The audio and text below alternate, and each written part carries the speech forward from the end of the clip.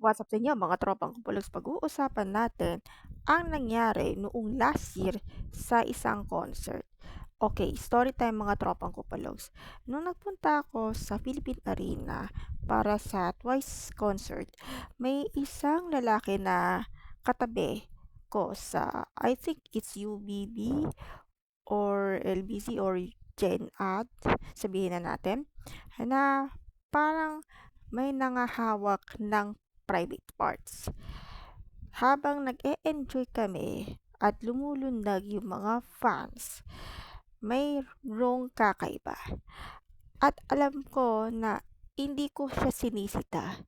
Kasi, pag tumitingin ang lalaki sa mga bouncers, may ginagawang kababuyan. Or minsan, may mga nagsasabi na baka snatcher yan sa concert. Yan ang dapat niyong iwasan yan. Kasi hindi lamang sa labas, kundi sa loob meron ding kalokohan. Alam nyo, buti na lang pasalamat ko kasi dahil yung mga gamit ko sa harap na lang mismo ng parang upuan nila. Kasi kung sa lilagay mo sa likod, aba, madaling madungkutan.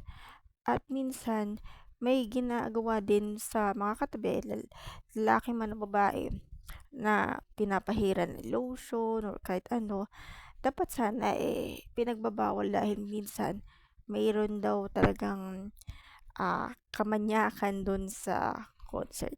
Hindi ko alam kung meron ba mga insidente dun sa loob kasi minsan hindi natin alam na pagnanakaw ba or I think talagang manyakas. Kaya yun lang po mga tropang bulogs at ingat tayo sa pagdating ng mga concert katulad ni Olivia Rodrigo, maging mapatsyag na tayo. Okay? Yun lang mga tropang bulogs.